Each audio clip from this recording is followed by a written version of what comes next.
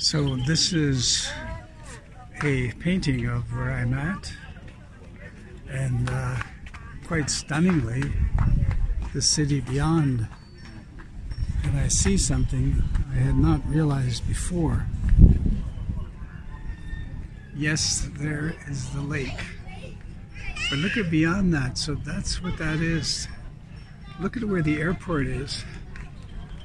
Oh my God, that's where I'm going to be flying out tomorrow to Chiang Mai. I flew from Mae Hong Son to Chiang Mai, 20-minute flight. Saved me about a, 8-hour bus ride with stopovers to get to Chiang Mai, Thailand's second biggest city. For 50 baht, I'm on a group taxi. I'm the only person on it to take me to the bus station to Lamphun. It's hard to figure things out on your own, but you got to rely upon information you gather, and that was from the collective taxi driver who brought me here to this particular booth on the side of the river, Chiang Mai, Lamphun. That's my destination, Lamphun. You'd be out of luck looking for a bus station to go to Lamphun because it's only a stand on the side of the road. These small vans are great, except when you have a bag, it's a bit of a problem. As I squeeze my suitcase in front of me, there's no room at the back, so anyway, it works. Great. My leg is inside. I took that minivan, that crowded, hot minivan, from Chiang Mai to Lamphun, about 1 hour. Anyway, it got me there. You're viewing Travels with Lobo, Thailand from the North. Vlog number 18. Remember, a vlog is published every Friday. Sometimes you don't realize how good a place was until you've left it and until you do a vlog, and that's my realization about Lamphun. In this vlog, I introduce you to Lamphun's night market, second to none. There's a Friday night market, the night vegetable market. Never seen that before. Great eating choices, and then we end with the sounds of the night. But first, the Oyo Hotel. I'm at the Oyo Hotel in Lamphun. It's sort of almost like a motel. Don't see any cars parked here. There's a parking lot. What gets me is I'm quite a bit from downtown. What was supposed to be less than a half a kilometer has turned out to be a longer distance. There are bicycles there that I can use. The room is excellent. Yeah, I might as well just go right in through the window. It's a nice enough room for 15 Canadian dollars. That's the point, 15 Canadian dollars. It's pretty darn good. I'd be happy if I was close to town, but I'm not close to town, so there I am, unhappy. But gotta deal with it. That is the Oyo Hotel in Lamphun. I ran across this chain, Oyo, throughout Thailand. They offer very good prices and decent rooms. They appear to be still open because they advertise vaccinated staff on their website. And among a bad batch of bicycles, I picked this one here. It's the best one. It had lights, which were essential because I was biking at night. And that's what got me back and forth throughout my stay in Lamphun. The city of Lamphun in northern Thailand has a population of about 400,000. It is the capital of a province that bears the same name. The city would be a great place for a long-term stay if you were not into the hustle and bustle of Bangkok and Chiang Mai. I certainly enjoyed it. But like with all of my trip, I really wasn't there long enough. So for the tourists, the action in Lamphun takes place within that circle. There's a river on the east side. Somehow they have water in the moat around the outside of the old city. From the map, I can't quite tell where the water comes from. Now, the water surrounding the inner city, just like Chiang Mai, I suppose, lends for a charming place, and that's where the vegetable night market took place, where all those cars are parked along there. Never seen one quite like that. And the night market is just past the building with the red sign in the middle. Huge place to eat and enjoy the flavor of Lamphun. One of the big questions in traveling is, what do you do after sunset? After all, that could be some really great quality time. In Lamphun, I saw night markets like nowhere else. It was phenomenal. Have a look. Upon further reflection, Lamphun gets the #1 rating for night markets in my Asia travels. On my way to the night market, that's the regular night market that's on, I guess, every night. I was stopped on my bicycle ride by this Friday night market. Again, it's of massive proportions. It's got to go on about, I'd say, half a kilometer. Both sides of the street. There's a median between the street that it's on and oh, thank you. Who wouldn't want one of these?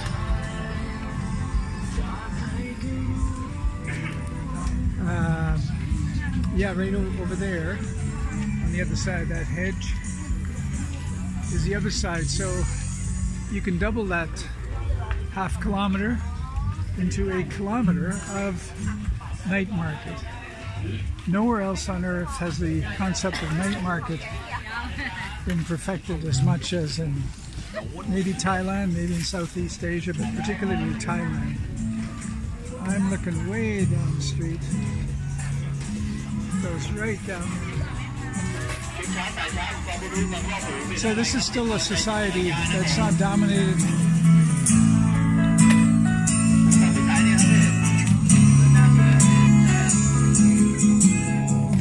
visually impaired, usually play music, ask for donations. This is a society that's not dominated by massive supermarkets, the Walmarts, the Costco's. People still truly shop in markets. And I've really gotten to like this city of Lamphun, despite the fact that I'll only be here 2 nights. I think it's a very, very nice town if you want to not be surrounded by phalangs, Europeans or North Americans. And the residential neighborhoods just off these main streets here are just amazing. As I walk by the Wat that I was in this afternoon, which was astounding in itself. So what can I say? It's all pretty amazing, no matter where you go. And you're still looking to prove me wrong by trying to pick a phalang out of the crowd and not having much luck. I'm looking around, I can't see a single one. I'm in Lamphun, about half hour to 40 minutes south of Chiang Mai. Like Chiang Mai, this is an ancient city. It has a moat around it, right over here. What surprises me is this is the evening market, but the so-called night market. But this one is all vegetables. You see this elsewhere, but not at night. And I walked it coming from that direction, and it is long. I guess people don't go to the supermarket. They come out here in the evening and buy their stuff fresh. And you can get anything here that Thailand has to offer. And there is the famous durian fruit. Famous because throughout my travels in Malaysia, I saw signs in hotel rooms, no durians. Apparently they have quite the smell, but people like them. This is what bananas look like in Southeast Asia for the most part. None of these perfect bananas that we get back home from Dole, from Ecuador, or from Hawaii, or wherever they come from. That's what these. So after what seemed like about a half a kilometer, I'm at the end of the vegetable market, and this is the last man standing here, and he sells the last vegetable right there in the market. Hi, how are you?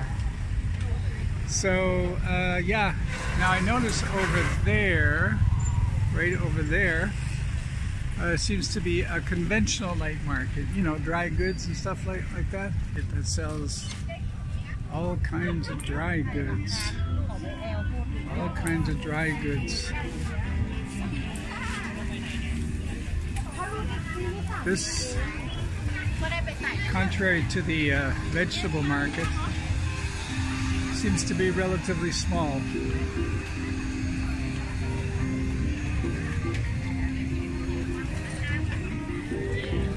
Let's see what's over here. Colors are good. Some kind of drinks. Look at this.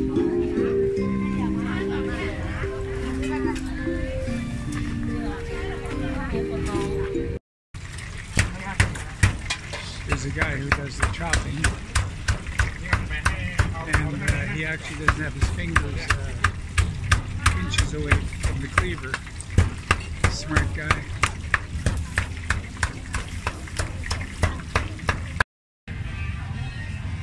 Here's a restaurant that's similar to the Mongolian grill that I did in Santa Monica. Only here you grill it on your table, and you pick your stuff just like at the Mongolian grill, and instead of a chef doing it, you do it on the table.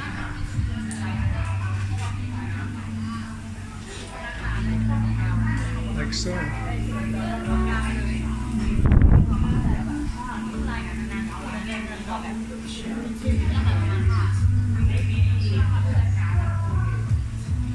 Mongolian grill without the chef.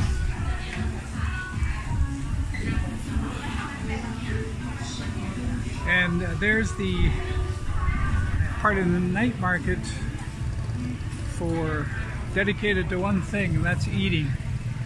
Right over there. Pretty remarkable too. Not really, you see that all over. But the vegetable market was definitely remarkable, just by its sheer length and the time of day.